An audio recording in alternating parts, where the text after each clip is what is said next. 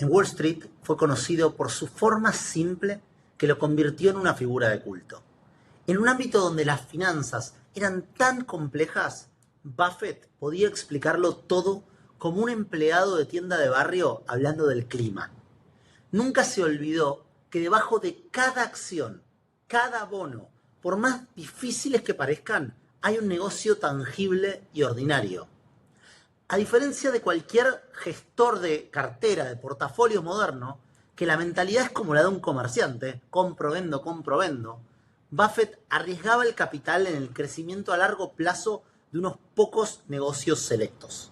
Su frase más reconocida, que hizo ricos a muchas personas, fue: hay que ser conservador cuando los otros son codiciosos y hay que ser agresivo y codicioso cuando los otros tienen miedo.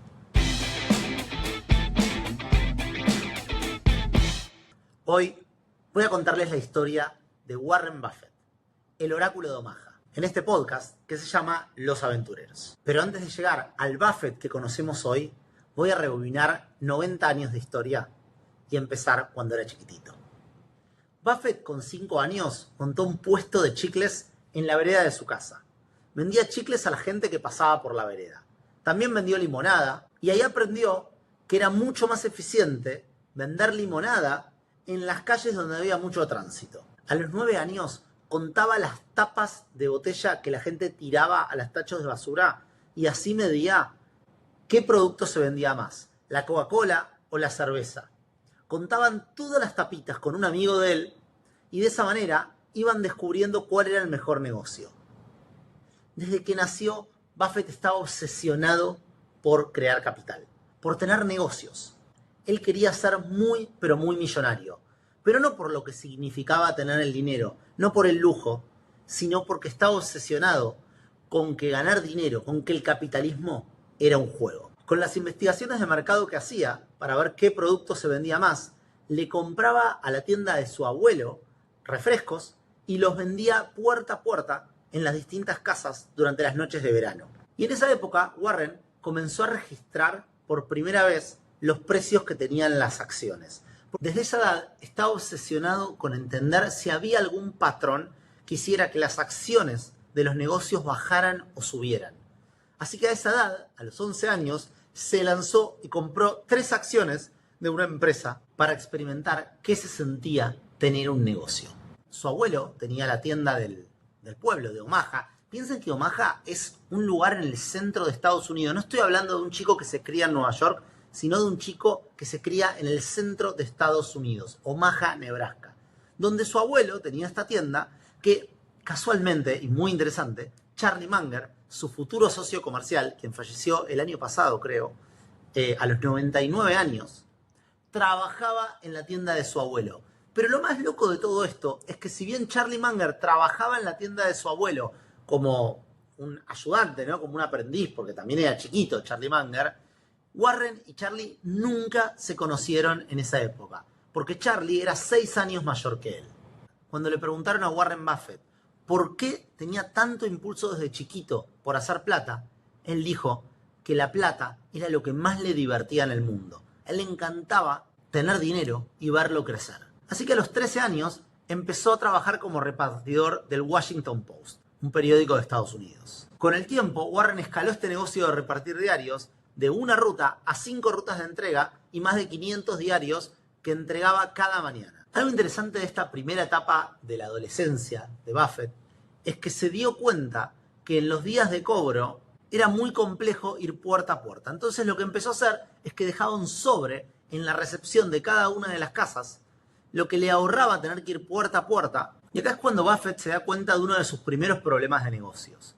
Él tenía problemas con las personas que se mudaban y que le dejaban de pagar. Es decir, él le había entregado un montón de diarios, les debía cobrar a final de mes, sin embargo, como la gente se mudaba, no le dejaban la plata. Así que lo que Buffett decide hacer es hacerse amigo de los porteros que le decían cuándo una persona se iba a mudar y cuando ya veía que se acercaba esa fecha, iba a cobrarle con más énfasis. Con las ganancias de este negocio de repartir periódicos, que eran lo mismo que una persona de 20 años podía ganar trabajando a tiempo completo, él lo ganaba trabajando a tiempo parcial con 13. Tomó $1.200 de estas ganancias, estamos hablando de hace, 70 años, 80 años, y los invirtió comprándose tierras agrícolas en Nebraska. Otra de las características que tenía Buffett desde chico es que leía todos los libros de negocios que podía conseguir. Una de las anécdotas cuando estaba en su adolescencia es que un amigo compró una máquina de pinball usada por $25. Y mientras jugaban, Warren tuvo una idea. ¿Por qué no poner la máquina en una peluquería y alquilarla? Warren se acercó al peluquero, que aceptó repartir las ganancias un 50-50. Y dentro de un mes, Warren y el amigo tenían máquina en 3 peluquerías. Los peluqueros, cuando una máquina se rompía, los llamaban al socio de Warren y las iban a arreglar. Lo más gracioso es que los dueños de las peluquerías siempre los presionaban para que pusieran más máquinas, porque eran mega rentables y porque tenían riesgo cero para el dueño de una peluquería. Y ellos siempre le contestaban que le iban a discutir con su jefe. Claro, ellos pretendían que eran empleados contratados que llevaban máquinas y contaban plata, pero en la práctica, siendo muy jóvenes, ya eran los dueños del negocio. Pero Warren cumplió sus 18 años, ya tenía 3 negocios operando. Las tierras, que las alquilaba, tenía las máquinas de pinball, con las cuales facturaba mucho dinero, y tenía las rutas de diarios, que en realidad ya había empleado a otras personas para que hagan las rutas de él. Y decidió vender estos 3 negocios y dirigirse a estudiar a Wharton, que es una universidad en Estados Unidos. Interrumpo un segundo de la vida de Warren para hacer un acuerdo, un pacto entre vos y yo que estás del otro lado. Yo le voy a dedicar mucho tiempo y energía a contarte la historia de Warren Buffett. Y a cambio, lo que te pido es que dediques un segundo de tu vida y entres a Spotify y puntúes a Spotify, a Apple o a YouTube, donde sea, y puntúes positivamente este capítulo, este programa. Así el podcast sigue creciendo. Te agradezco y seguimos con el capítulo. Cosas bizarras de esta época es que Warren, mientras todos estaban de joda, de fiesta, él en las fiestas daba charlas sobre el patrón oro y sobre la economía. Era un nerd total de los negocios. Un amigo de esa época recuerda: comenzaba a hablar y antes de que pasara un minuto o dos, ya tenía una audiencia, tal vez de 10 a 20 personas escuchándolo. Para esa época, Warren llegó a la conclusión de que no había nada que Wharton pudiera enseñarle. O sea, estuvo un par de meses en Wharton y básicamente decidió que era una pérdida de tiempo. Así que desapareció al final del segundo año y se fue a estudiar a la Universidad de Nebraska. Cuando termina en esta universidad de su estado, decide que quería ir a aprender con una de las personas que más lo habían marcado. Como ustedes saben, él leía un montón de libros. Y el libro que le había volado la cabeza era un libro de Ben Graham que se llamaba The Intelligent Investor. Y él se enteró que Ben Graham daba clases en Nueva York, en Columbia, así que decide que él solo quería estudiar con él. Y cuando lo aceptan para poder estudiar con él, Buffett se volvió loco. Ben Graham, en este libro que lo hizo famoso, estableció una base metodológica para elegir acciones que antes era medio como una pseudociencia todo, y hoy en día sigue siendo más o menos así, ¿no? Básicamente lo que decía Graham es que había que comprar acciones que estaban subvaluadas, ¿no? Para simplificar un poco su enfoque. Era buscar empresas que estuvieran tan baratas que no tuvieran ningún riesgo. Así, cuando te centrás en el balance de una empresa y ves las ganancias que tiene, los activos que tiene y las perspectivas futuras, podías llegar a una noción del valor intrínseco de la empresa que era independiente del precio de mercado. Y esto lo marcó más que nada Buffett, porque hasta ese momento él veía que en general todos los que manejaban portfolios de acciones estaban enfocadas en el precio de la acción y no en el valor que había detrás del activo, de esa empresa. Entonces lo que hacía Graham era analizar qué activos tenía la empresa, cuál era el valor que tenía reflejado en los libros y ver si ese valor era comparable con el precio de mercado. Y cuando veían una oportunidad, una empresa que estaba subvaluada, la compraban. La visión de Graham es que el mercado no es una máquina balanceada que determina el valor con precisión. Hasta ese momento, la teoría mayoritaria es que el mercado es 100% racional, que básicamente el mercado le pone un precio racional a los bienes en cada momento. Y Graham decía que no, que el mercado no balancea el precio, sino más bien es una máquina de votar, en la que innumerables personas registran sus elecciones, su votación, que son producto de la razón, pero también son mucho más producto de la emoción. Y que a veces estas elecciones están fuera de línea, están totalmente desalineadas de los valores racionales. Así que el truco era invertir cuando los precios estaban muy debajo del valor intrínseco de una empresa. Y lo diferencial del pensamiento de Graham era el concepto del margen de seguridad. Para él, un inversor tenía que insistir en tener un gran margen entre el precio al que estaba dispuesto a pagar una acción y la estimación de lo que valía realmente esa acción. Entonces, cuando vos analizás una empresa, estimás cuánto vale, y si el precio de la acción no está muy por debajo de esa estimación, no tenía sentido comprar la acción. Si estaban equilibrados, básicamente, no tenés margen de seguridad. Es decir, si vos asumís que una empresa vale 100 y el precio de la empresa es 100, lo que decía Graham es que no tenés un margen de seguridad por si el análisis que vos hiciste es incorrecto. Entonces, él lo que decía es que el precio real de la acción tenía que estar muy por debajo del análisis que vos hacías del valor de la acción. Porque solo así podés tener un margen y prácticamente no equivocarte a la hora de tomar la decisión de comprar esa acción. Un ejemplo muy interesante que da este libro es el siguiente.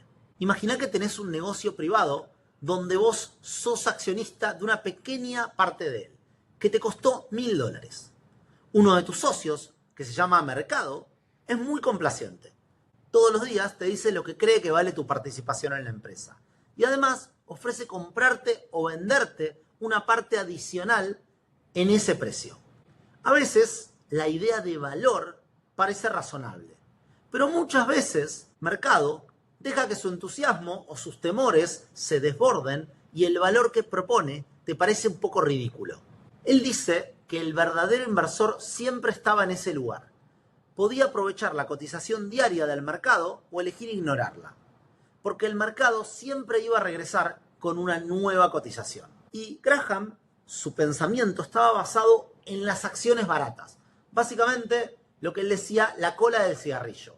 O acciones que básicamente podías tenerlas casi gratis, como si fuera un cigarrillo usado y que le podías dar un par de pitadas últimas cuando estaba por morir el cigarrillo para terminar de llevarte toda la ganancia. Y este ejemplo me pareció muy interesante porque el tipo en su libro decía que básicamente tenías que aprovecharte las acciones que estaban suficientemente bajas, como que nadie las quería, que estaban baratas, para darle las últimas pitadas a ese cigarrillo, a esa acción, y quedarte con la ganancia simplemente porque el mercado ya las desvalorizaba.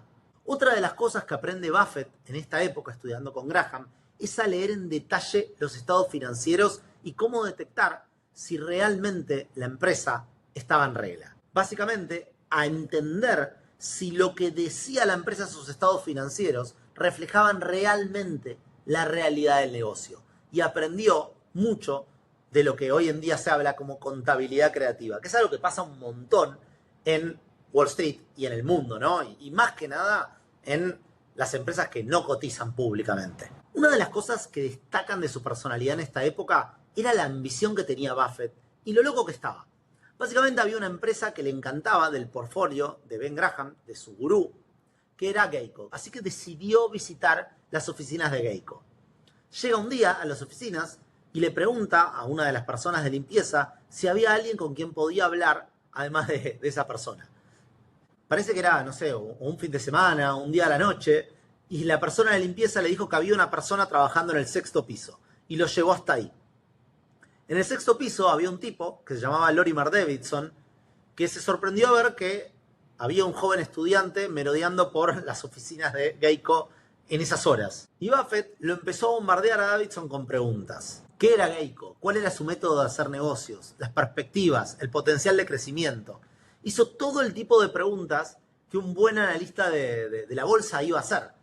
En ese momento Davidson era el vicepresidente financiero de la empresa. Y Buffett lo estaba interrogando para saber todo lo que podía exprimir de información de él. Geico, que hoy en día es uno de los emblemas de Buffett y de Berkshire Hathaway, su empresa, fue fundada en Texas en 1936 por un tipo que tuvo la ingeniosa idea de venderles seguros de autos de forma directa, salteándose así a los brokers, a empleados gubernamentales, que era un grupo que él había estudiado que tenía menos reclamos en promedio que la mayor parte de las personas. Tenían menos accidentes que la mayor parte de las personas. Entonces combinó un esquema de venta directa sin costos de distribución con una propuesta ganadora. Buffett, después de esta visita, vuelve a Nueva York enamorado de Geico y se da cuenta que la empresa tenía márgenes que eran 5 veces los de una empresa aseguradora promedio.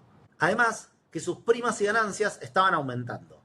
Después fue a ver a expertos en seguros y cada una de estas personas le dijo que las acciones de Geico estaban sobrevaloradas. Por lo cual se empezó a cuestionar. Él era un estudiante que supuestamente no sabía nada, había hecho un montón de análisis y había descubierto que la empresa tenía 5 veces los márgenes de otras empresas, pero todos los expertos de ese momento le decían que no, que era una empresa totalmente sobrevalorada. Para él esto fue un aprendizaje muy importante, porque es muy difícil comprometer tu capital enfrentando al Vox Populi, a lo que todos los expertos dicen. Cuando todos dicen, no, esto es una mala inversión, y vos pensás que es una muy buena inversión, te sentís en ridículo, te sentís expuesto. Y para eso, el aprendizaje que tuvo con Ben Graham fue invaluable. Ben Graham decía que no estás ni en lo correcto ni en lo incorrecto, porque la multitud no esté de acuerdo contigo. Y que elegir una acción no dependía del capricho de la multitud, sino de los hechos. En esta época, Buffett se da cuenta que para poder ser un inversor también necesitaba la habilidad de saber hablar en público. Así que hizo un curso de Dale Carnegie, estos cursos basados en el libro, ¿no? Que si no lo conoces está muy bueno, se llama Cómo ganar amigos e influir sobre las personas. Buffett hizo uno de estos cursos que lo ayudó a mejorar sus habilidades de oratoria. Y decidió poner en práctica todas estas habilidades dando una clase en la Universidad de Omaha de principios de inversión, que se la daba a todo tipo de personas. Sus clases las empezaba con esta frase: les voy a contar hoy el secreto para hacerse ricos en Wall Street. Hacía una pausa, cerraba las puertas. Traten de ser ambiciosos cuando otros están asustados y sean muy conservadores cuando otros estén muy codiciosos. Un día, cuando ya había terminado su cursada, Ben Graham lo llama y le dice que quería invitarlo a participar y a trabajar en su fondo de inversión. En esa época, Buffett aprendió otra lección muy importante.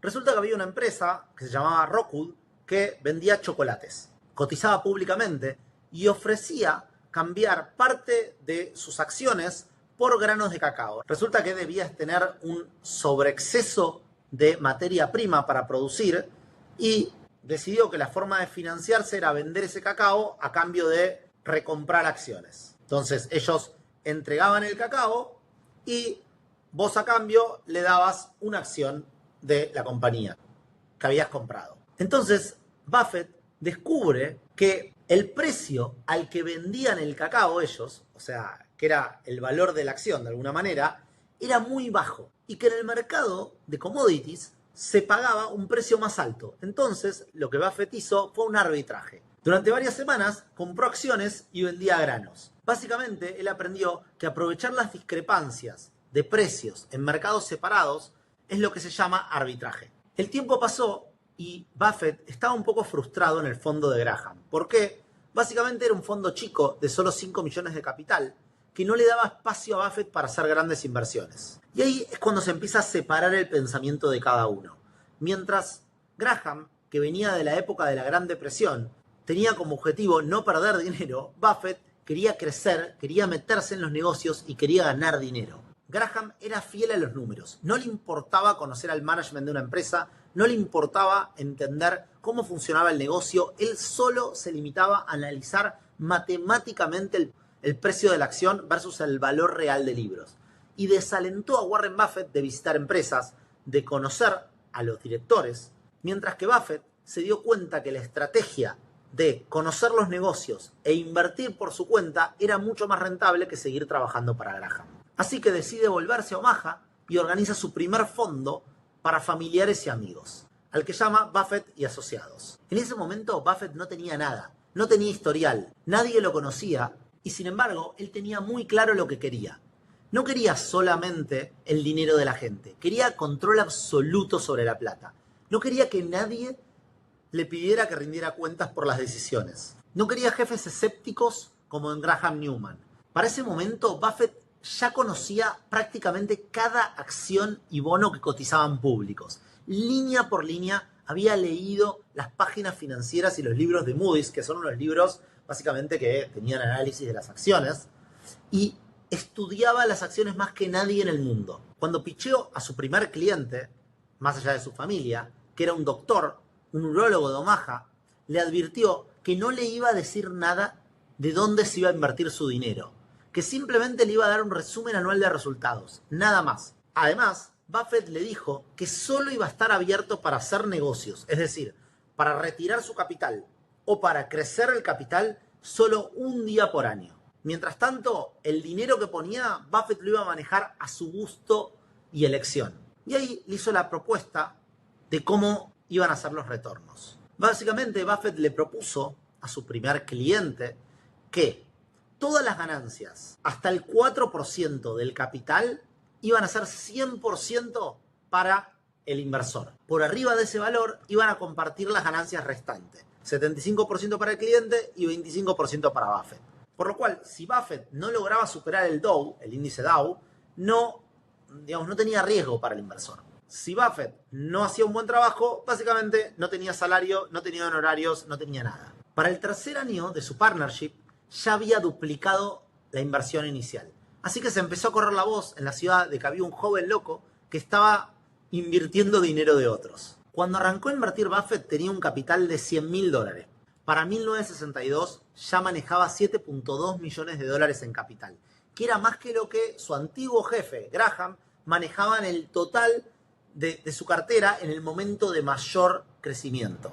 Es decir, que para 1962 Buffett ya manejaba $1 millón propio, lo cual es un crecimiento brutal. O sea, básicamente estaba superando a los mejores índices por 2. Para ese momento, el núcleo original de 7 inversores con los que había arrancado ya había crecido a 90 inversores, que los agrupaba en distintos partnerships. Y acá voy a hacer un stop con la vida de Warren y me voy a meter rápidamente, en un fragmento cortito, en la vida de Charlie Munger, su socio.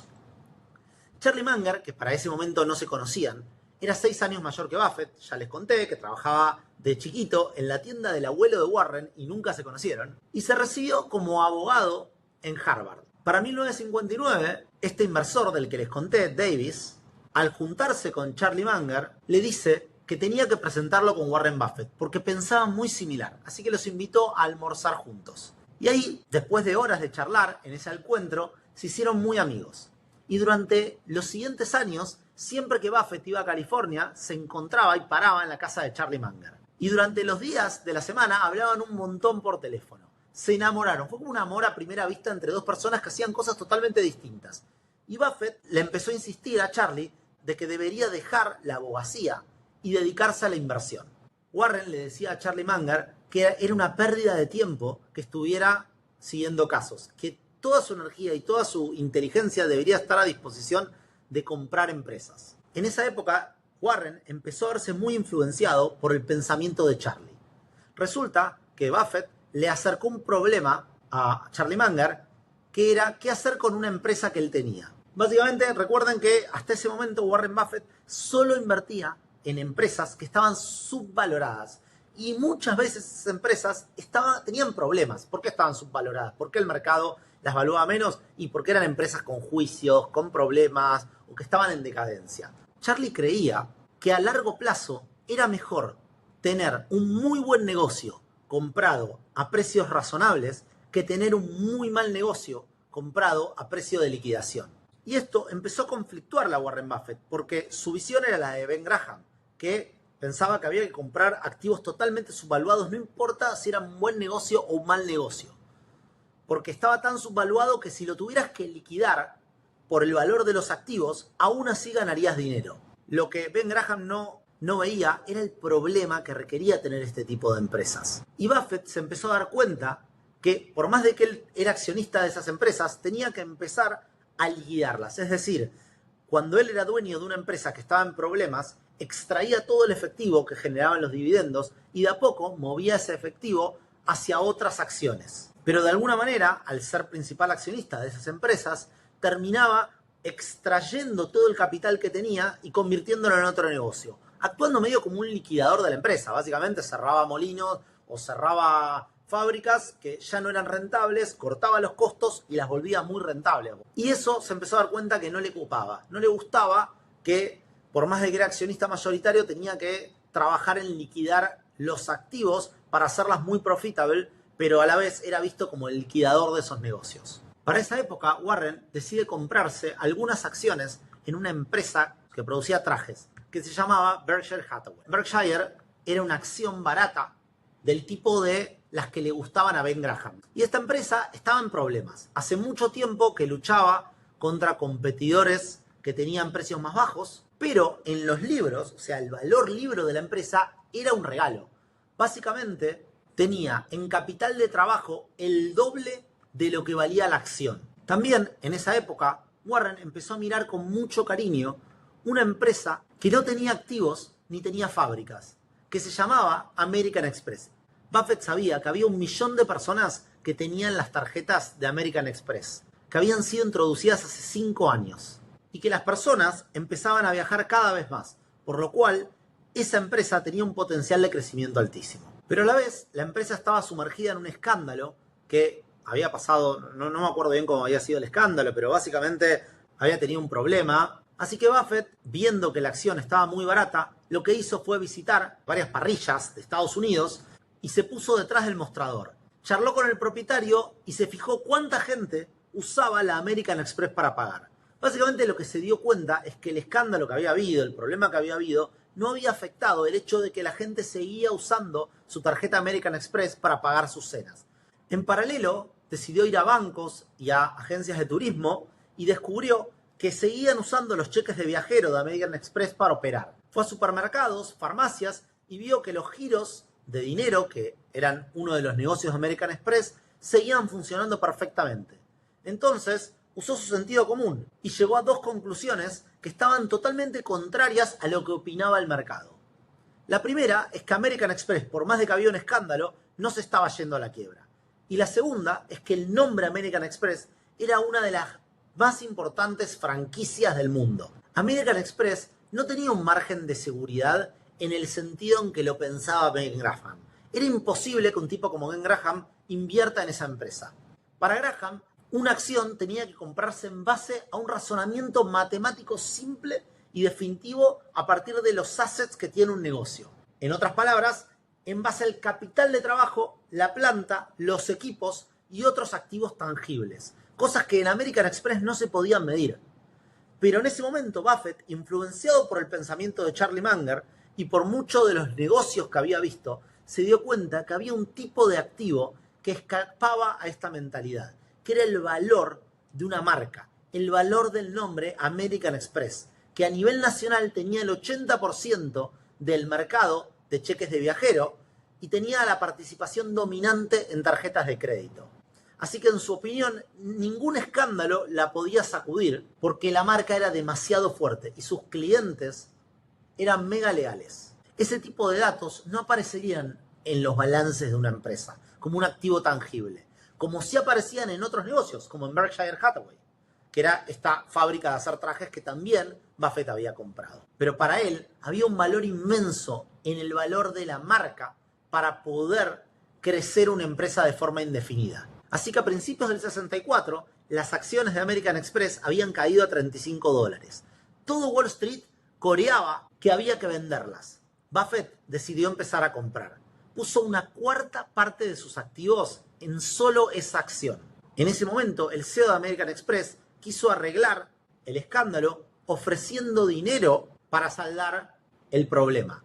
Y los propios accionistas decidieron demandar al CEO diciendo que estaba desperdiciando activos en una obligación moral que era totalmente ridícula. Y Buffett justamente estuvo en desacuerdo. Fue a la oficina de Clark, del CEO, se presentó como un accionista y le dijo que lo que estaba haciendo era totalmente correcto. Que lo más importante era salvaguardar la moral de la compañía y que nadie lo estaría criticando si en vez de pagar y cancelar el problema que tenían con $60 millones, se hubiese entregado esos $60 millones a los accionistas, que es lo que los accionistas demandaban, ¿no? Querían retirar el dinero. Buffett, con todo este mercado, decidió crecer cada vez más su participación. Básicamente le encantaba la actitud del CEO y le encantaba la empresa. Y esto es algo que lo iba a definir mucho hacia el futuro. Buffett empezó a invertir a largo plazo y acá es cuando se empieza a despegar de su gurú, de Ben Graham, que su negocio era comprar acciones muy baratas y venderlas cuando era necesario. Buffett se da cuenta que él quería tener negocios a largo plazo, que a él lo que le importaba y lo que valoraba era invertir en compañías que eran buenas per se, en compañías que pudieran crecer en el largo plazo, en negocios sólidos y sustentables. Para ese momento, la cartera de Warren Buffett estaba dividida en dos acciones muy diferentes. Una parte la tenía en Berkshire Hathaway, esta empresa que de a poco iba cayendo en decadencia por un mercado muy competitivo, pero que generaba buenos dividendos, si quieren, la escuela Ben Graham, y American Express, una empresa de una escuela totalmente distinta, donde era una apuesta de largo plazo para una empresa de muy buena calidad. Para Buffett, el atractivo de Berkshire era cuantitativo, estaba basado en el precio, mientras que American Express se basaba en su visión subjetiva de factores cualitativos, como la fortaleza del producto y la gestión de la empresa. Para esa época, Warren Buffett empieza a escribir sus primeras cartas a inversores, donde de alguna manera actuaba como profesor. Recuerdan que Buffett había sido profesor de una universidad, entonces él estaba muy interesado en educar a sus accionistas, y a través de sus cartas de fin de año los educaba. Era muy importante para él que sus socios, es decir, sus inversores, lo vieran como alguien digno de confianza. Y acá es cuando Buffett aprende una de sus mayores lecciones, que es la mayor parte de su cartera estaba en solo 5 acciones. Buffett idealmente hubiera preferido diversificar los activos, pero el problema que tenía es que no podía encontrar 50 acciones que fueran superiores, es decir, que tuvieran las mismas condiciones que a él le gustaban de empresas como Berkshire Hathaway o American Express. Entonces, él se dio cuenta que era muy difícil para él encontrar solo unas pocas acciones y que no tenía sentido diversificar si no encontraba acciones de la calidad de lo que él buscaba. Él pensaba que la diversificación era medio como un acto de fe y que los gestores de fondos comunes llenaban sus carteras con cientos de acciones diferentes, pero que no prestaban atención realmente cuál era el valor intrínseco de esas empresas.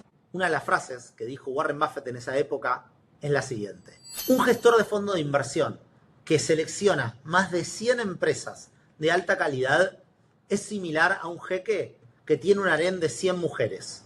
Dudo realmente que las pueda conocer. Cualquiera que posea tal cantidad de acciones sigue el principio que yo llamo la inversión de Noé, que es básicamente tener 2 de todo. Es como, básicamente lo que decía Warren Buffett es que es como el arca de Noé, yo quiero 2 de cada una.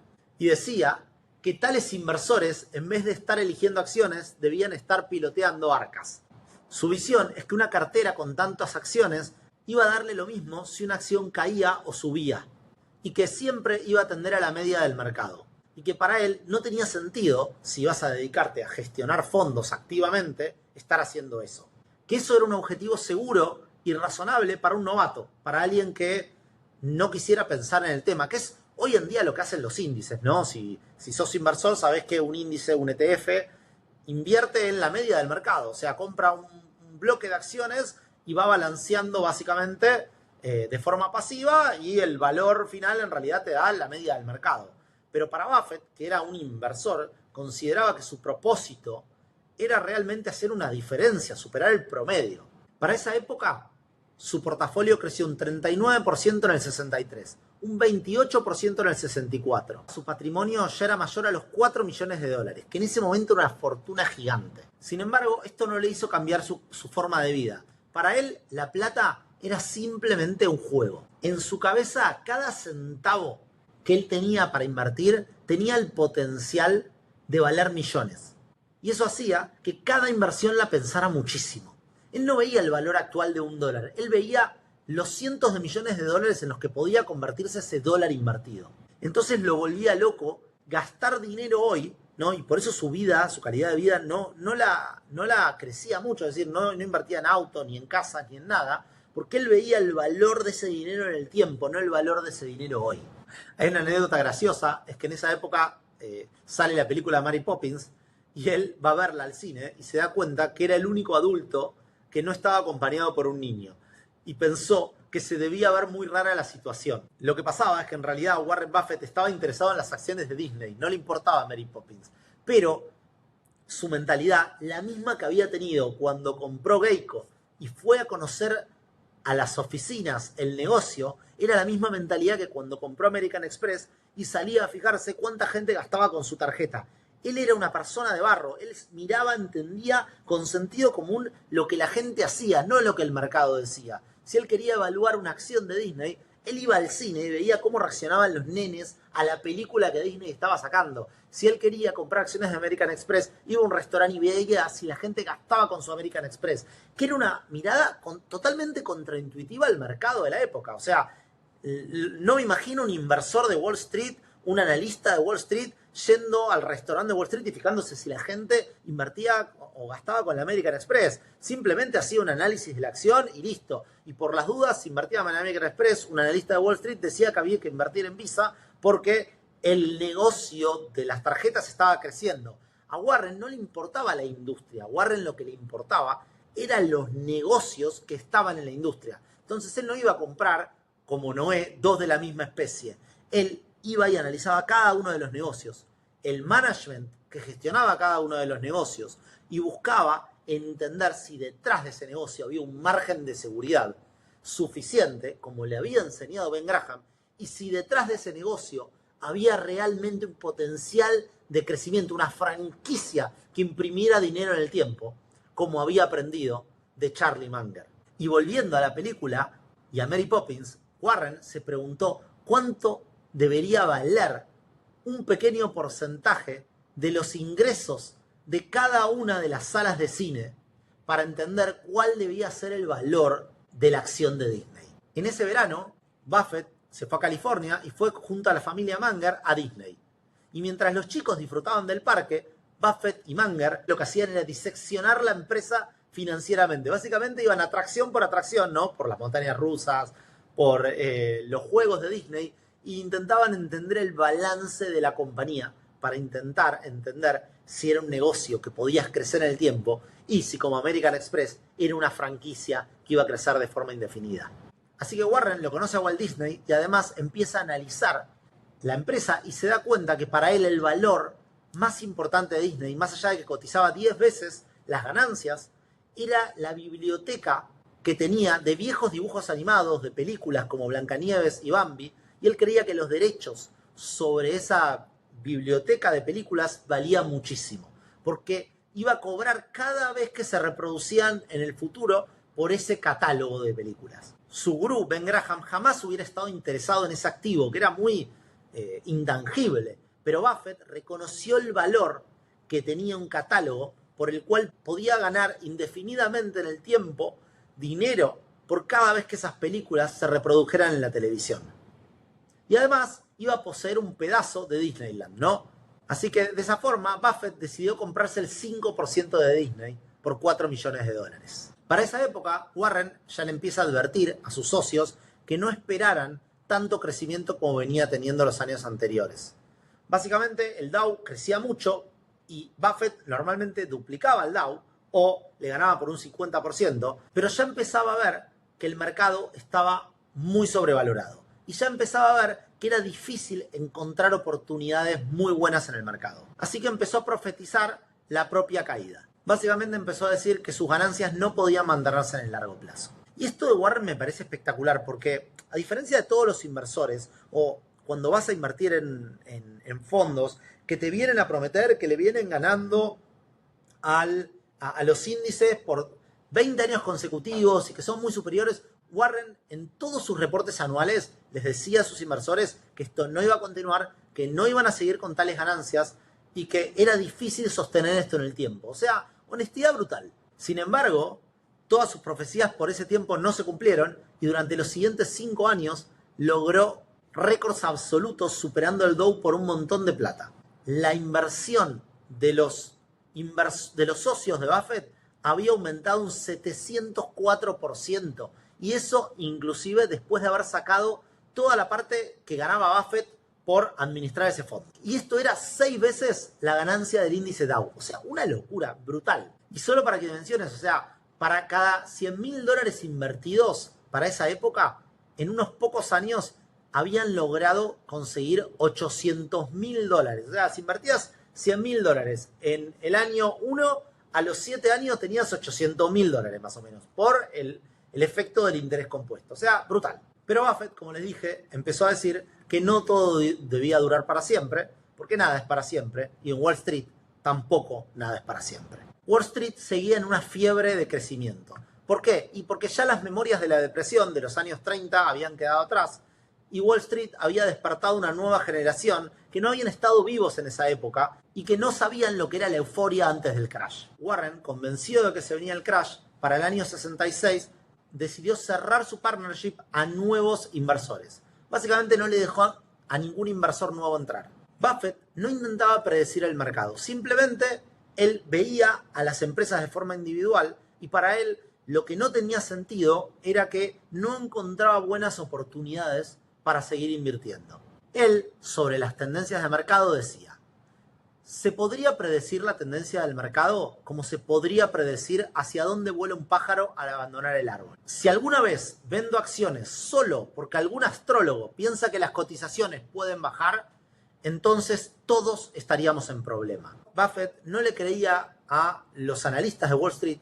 Él hacía su análisis sobre el valor intrínseco de las empresas y solo en base a eso tomaba una decisión. Mientras tanto, Buffett veía que estos frenéticos que seguían comprando y vendiendo disparaban para arriba las acciones populares. Que básicamente los tipos decían: si sigue subiendo, yo sigo comprando y vendiendo. Y esto a Buffett lo volvía loco. En esta época, Buffett dice: la inversión de moda no me satisface completamente mi intelecto y definitivamente no se adapta a mi temperamento. No voy a invertir mi propio dinero basado en tal enfoque. Por lo tanto, no voy a hacer lo mismo con el dinero de mis socios. Y sobre esto da un ejemplo interesante de cómo funciona el mercado. Y dice: las perspectivas de un negocio determinado, digamos por ejemplo Disney, cambian mucho más lentamente que los ánimos del mercado.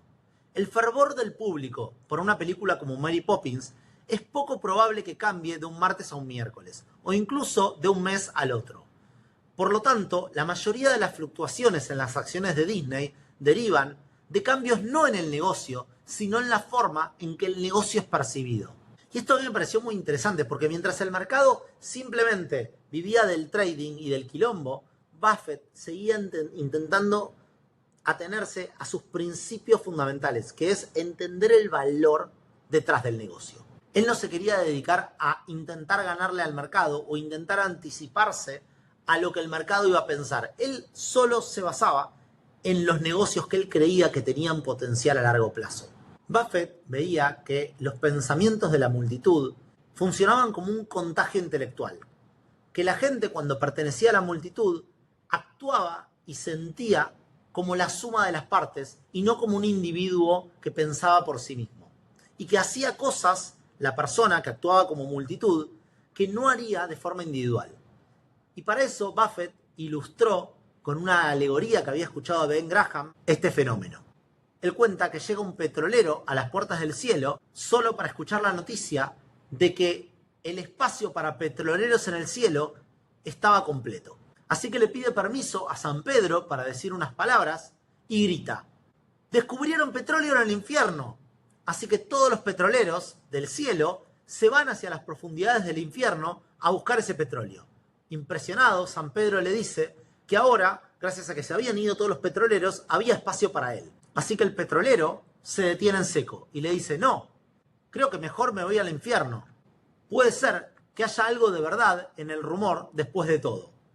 Y a mí me pareció gracioso. O sea, es el petrolero que se autoconvence que como él dijo que hay petróleo en el infierno, posiblemente haya petróleo en el infierno, y se va con la multitud simplemente porque la multitud actúa en ese sentido.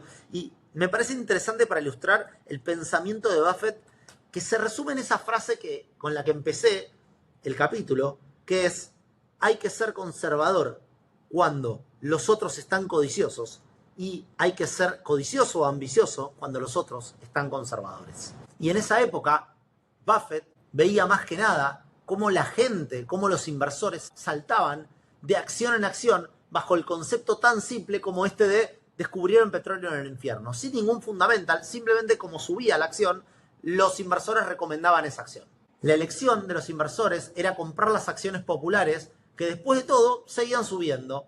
Así que mientras el mercado seguía subiendo, Buffett se dio cuenta que él no tenía nada que hacer en ese mercado y que no tenía ni sentido para él seguir operando. Que si no había fundamentals sólidos, él no estaba interesado en el mercado, por más de que siguiera subiendo. Él reflexiona que cuando el juego ya no se está jugando como vos sabés jugarlo, es humano dejar de lado ese juego y pasar a dedicarse a otra cosa. Y sobre esto dijo: estoy fuera de sintonía con las condiciones actuales. Sin embargo, en un punto estoy totalmente convencido. No voy a abandonar el enfoque anterior, cuya lógica entiendo, aunque esto signifique renunciar a ganancias grandes y aparentemente fáciles, para abrazar un enfoque que no entiendo completamente, que nunca he practicado con éxito y que posiblemente podría llevar a la pérdida permanente de mi capital.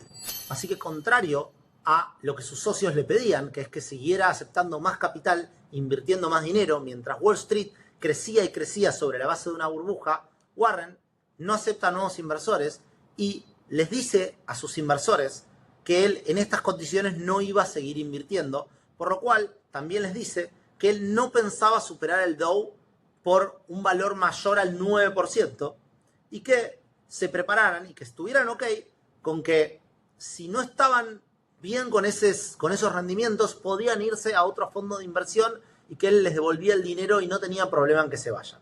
Así que básicamente de alguna manera Buffett se estaba alejando del negocio simplemente porque lo veía totalmente irracional. Y así cierro esta primera parte de la historia de Buffett. Se me extendió bastante. Pero bueno, espero que les haya gustado y pueden seguirme en redes como @jvenderk en Instagram y @Julián-Bender en x.com.